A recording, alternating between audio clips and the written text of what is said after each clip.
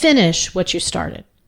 Yeah. I think there's only about 5% of the time that you shouldn't finish what you start. And that's when it becomes finishing what you're starting is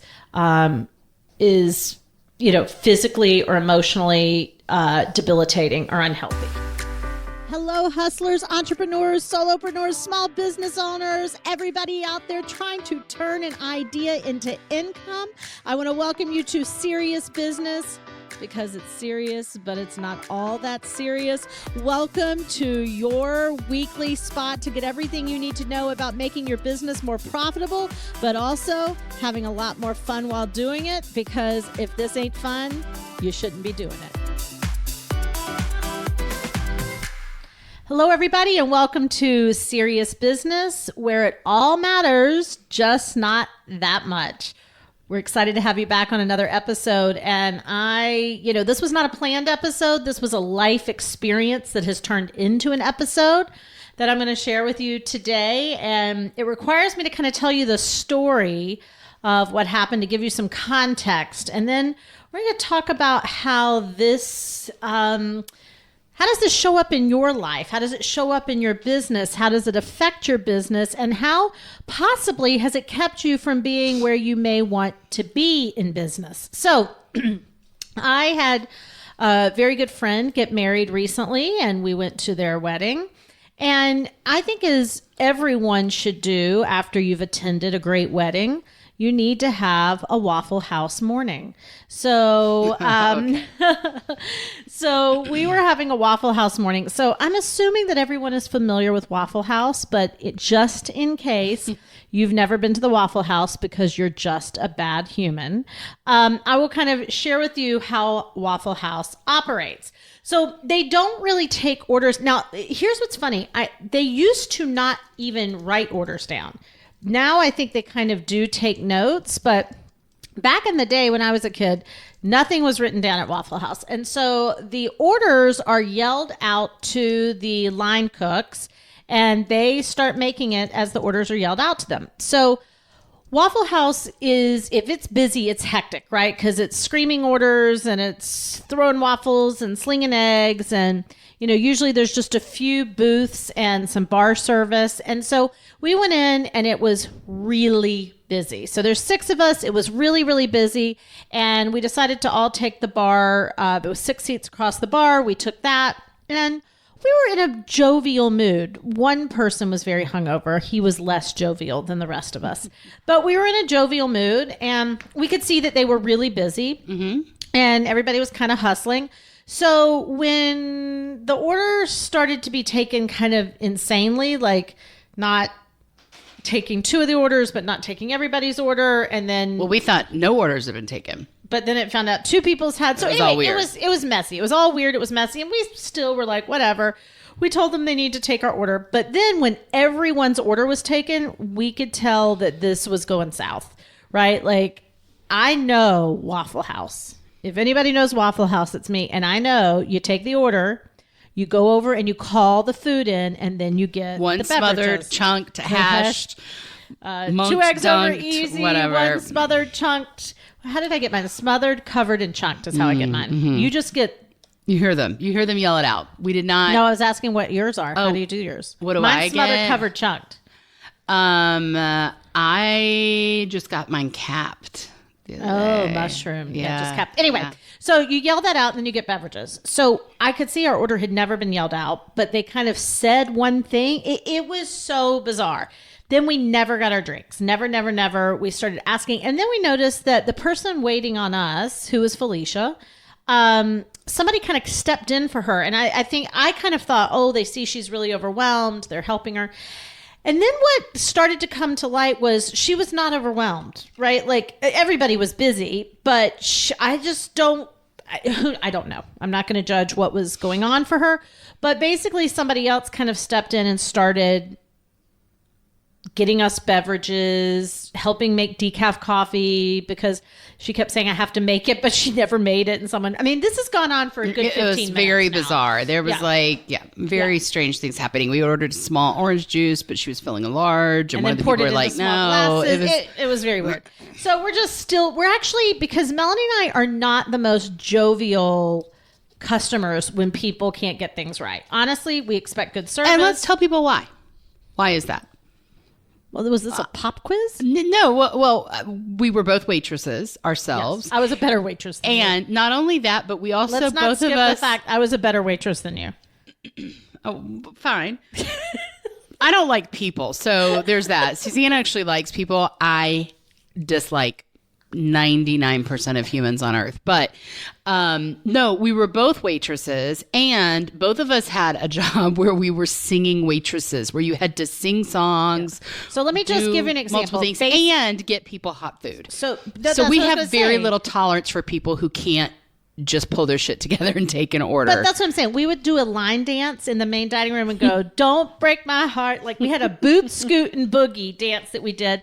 Then you would go and get hot fried chicken and run it out to the audience. And by the way, that was the Farmhouse in Blowing Rock, North Carolina, which doesn't exist anymore. It was an institution. They tore it down. Some really famous Broadway performers actually came through there. And anyway, so yeah, I've been a waitress. I get it. It's hard. It's not easy. It can be crazy. But we just couldn't figure out what's going on. So Melanie and I kind of looked at each other and said, we need to make sure we tip Brittany, who was this the other woman person who was really hustling to get us our coffee, the orange juice, just random stuff. Then you could kind of see that Felicia kind of gave up. Like she just kind of started wandering around at that point, and I was like, this is getting even stranger. She just seemed like really calm, like she was having an out-of-body experience and was kind of like observing insanity, whereas all the other team players were engaged in it and like going as fast as you could tell they could go. Brittany, who stepped in to help us out, I overhear her talking to one of the line cooks, and she says, as she is washing dishes and trying to get us coffee, she says, yeah, I was up till 2:00 in the morning last night. And then I started this shift at 6 a.m. because I couldn't do my homework until the kids were asleep. So I stayed up and did my homework till 2 a.m. And I thought, okay, now we got Brittany, who was up till 2 a.m. and started a 6 a.m. shift to do her homework. She's obviously got children, and she's stepping in to help. But long story short, eventually Felicia just walked off. She just left. She quit. And I thought what had happened is her shift had ended and she was transitioning her shift over to the other waitresses. But no. So then we hear the manager and the other waitress talking, and they're like, okay, I guess she just left. And I was actually kind of amazed at how calm everyone handled it and was like, okay. And they asked her questions. They were like, okay, could you tell us whose bill is this? So meanwhile, we still have no food. We have no food. We've been sitting there forever. Of course, everybody's very apologetic. So long story short, what I hear after that is I hear Brittany apologize to us and say, I'm so sorry. I'm going to get your orders going. Can you just re-give me your orders so we make sure they go in? So she starts that. I hear the manager, Mary, go, all right, everybody, listen, I'm going to take section 1. You stay on section 2. Rachel, you take section 3. We got this, ladies. We can do this. And I just had a moment where I stopped when she said that, and I thought, damn, that is commitment. Somebody walks off, you're already understaffed, and everybody else is like, we got this. And so I announce to the Waffle House, I yell, guys, these waitresses are busting their ass for us, and somebody just walked out and they are killing themselves to get you your food and get you out on time. Make sure you tip them really big. And we kind of applauded for them. And, they just hustled. I just watched those 3 women just hustle and take up the slack for somebody who walked out. And then I told Melanie, I said, listen, I'm going to finish up. You go next door to the gas station.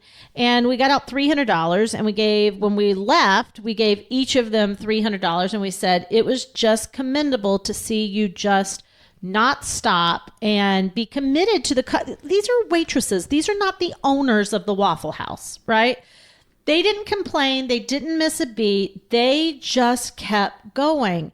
And so as I walked out of the Waffle House that morning, right, I'm not typically getting my life lessons from the Waffle House, but you get them everywhere. Yeah. I went, how often do we quit when things get hard? And who do we leave behind when we quit? And here's what's really interesting. When we walk out, who else gets the reward? Because Rachel and Mary and Brittany each got $100 from us, and hopefully got big tips from all the people there that were seeing how much they had hustled. And so it made me realize that we have a choice in life, right? When things get hard, we can ask for help. We can even ask for a break. You know, people get really confused between when people get tired or they get burnt out, they quit instead of resting. You can need a break, but quitting and needing a break are two different things. Now, listen, I also want to be very clear. I don't know anything about this woman. I don't understand what was going on in her life. I don't know what her experience at Waffle House was. I'm just sharing with you what I observed and the lessons I got from it. But you do have to ask yourself, how often do things get hard or complicated or overwhelming and I just walk away as opposed to digging in? My dad, it's so ironic. 2 days before this Waffle House experience, and my dad was there with me, he asked me to do something. And he said, sweetie, you probably don't have the time to do it. And I said, Dad, I'll figure out the time to do it. It's no big deal. I'll have it done in a couple of days.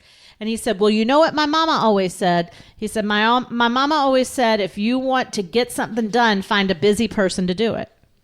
And I was talking to Brittany, the woman who was in school and had the kids. And I said, so what are you going to school for? And she said she was getting her associate's degree and she wanted to manage, I think, assisted living she wanted to manage assisted living. And you could just tell that she knew she had to do what she had to do to get what she wanted to get. And I don't think she necessarily wanted to be in the Waffle House that morning, understaffed before somebody quit, overwhelmed, a line out the door, and trying to figure it all out. But when there's something you want on the other side, you stay in the kitchen and you keep pouring coffee and you keep yelling orders. And so it really just inspired me to say, where do you stop? Where do you walk out? And when you do, what do you leave behind that you could have had? Yeah. Yeah. And I mean, I just think this is in general. This is like if you're in a job right now or getting ready to get in a job, I mean, this is just employees also. I mean, I think it applies to business owners, but I think as a general rule in life, I do think that maybe it's the economy is good and people can just get jobs and, you know, get their side hustle going and they've always got a little bit of something coming in. But, you know, but let me pause there. Let me pause there. When you've always got a little bit of something coming in, you never get enough and you never get ahead. It's right? true. The way you get ahead is you dig your heels into the hard moments and you go, I am going to push through this and I am going to persist. I watched a video this morning of a little boy in karate class. He couldn't have been much older than Adrian. Mm-hmm. And everybody broke their board with the foot and he couldn't do it. Mm-hmm. And he's sobbing. And the instructor's saying, you can do this, Phoenix. You can do this. You have to hit the board harder. And Phoenix wanted to quit. He's a 4-year-old kid. Yeah. He wanted to quit. The instructor was so kind and so calm, but absolute in that we're going to keep going. And the kids in his class were saying, you can do it, you can do it. And when he's sobbing, and when he finally breaks it, everybody jumps up in the class and they lift him up and they're screaming and they're like, you did it. And he, of course, turns to a huge smile and the instructor's congratulating him. And here's the bottom line. You don't get the reward without the commitment. You don't get the reward without keeping going. And you don't get the reward without doing some things you don't want to do and doing some things over and over that you wish would just end. But you know, if you break through, on the other side is freedom. And it's just not hard to do the right thing. You don't have to stay working at Waffle House forever. I mean, who knows? Listen, like I didn't see everything that happened to that woman that morning. Do you think if you do work at Waffle House, you get free hash browns? Probably, but you probably end up hating them, so you never want to eat them again. But it's not hard to do the right thing. And the right thing does not mean you spend the rest of your life going to shifts at the Waffle House. The right thing means, okay, how would I feel if I saw a line out the door and I'm having a shitty day, and you could pull your boss aside and go, listen, I'm getting ready to quit, but I'm going to stay here until this shift is over. I'm going to finish this out. I don't want to leave you guys in the weeds. So tell me what you need me to do. My head's not in this, but I'm going to try to finish this out. Somehow, sometimes it's okay to quit things and to move on, but you don't do it in a shitty way. Karma is so deep, y'all. Karma is deep. And if you do this in your business, we talk about people not paying bills. We talk about, it's so easy to do the right thing. And the right thing doesn't mean like you have to pay all of your bill. Maybe you call the person and go, listen, I'm in a shit spot right now, but I can pay you $10. I can't pay you the full 1,000 that I need to pay you. I can pay you the 10. It's about, doing the right thing. It isn't hard, and it isn't something that has to be forever. It's about, how do I get out of this and not hurt other people, not make every other person miserable, and figure out the way through it. And the bottom line is, I've never regretted doing the right thing. No. I have not enjoyed doing the right thing. Definitely. I have been annoyed by doing the right thing. I have been exhausted by doing the right thing, but I have never regretted doing the right thing. And whether you are leaving a job, or you are dealing with a client, or you are,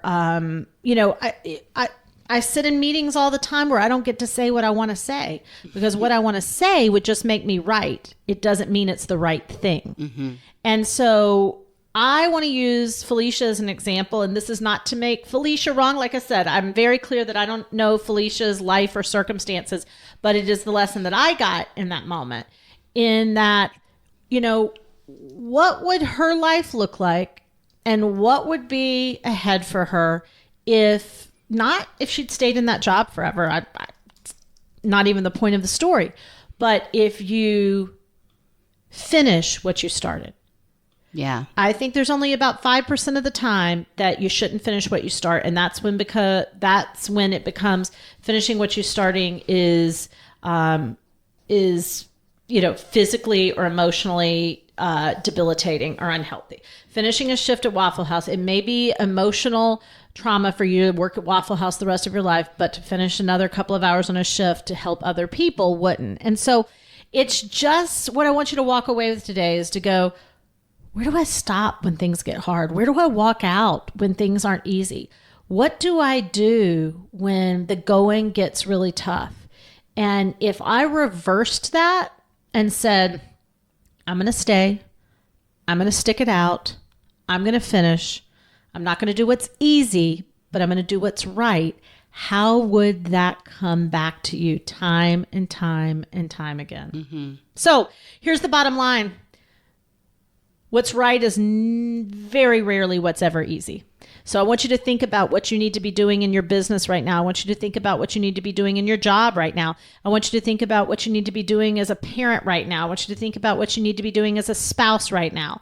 And are you going to what is easy, or are you doing what is right? And are you showing up? Are you sticking in? And are you staying the course to be committed? Because it's always easier to walk out. But when you walk out, you never get to see the rewards. You never get to see what happens. You never get to see what comes of finishing strong. So be a finisher. It's what I try to teach my 3-year-old, and it's what I try to teach myself every day, is that finishers never fail, because even if you don't win, in the race was the lesson. So also, I hope we inspired you to go get some smothered, chunked, and bumped and lumped. I love Waffle House. And just as a little side note, it's really fun. In Charleston, South Carolina, every year, they bring very famous chefs into Charleston, and they do a Waffle House competition where people yell out orders to them, and they have to try to make what the line cooks at Waffle House make. Those people are artists. The line cooks at Waffle House. So let me tell you something. Yeah. Here is to the everyday workers. Here is to the person getting up at 4:00 in the morning and doing a shift at Waffle House to put themselves through school. Here is to the manager or the waitress at Waffle House who is making a living so their kids can have a better life. Here is to the person who every day may be doing a job that isn't their favorite job, but they are doing that job that gets them to the next job. Thank you for staying. Thank you for serving us hash browns. And thank you for being an example of an amazing human. Hats off to Waffle House. We'll see you on the next Serious Business. We love having you here. Invite a friend. Thank you so much for listening to this week's podcast, Serious Business. Please follow us on Instagram at The Driven Inc. and make sure to check us out on Facebook at Driven Inc. as well. Subscribe to this podcast. You don't want to miss a single episode, and tell a friend, because good friends share good stuff. See you next week.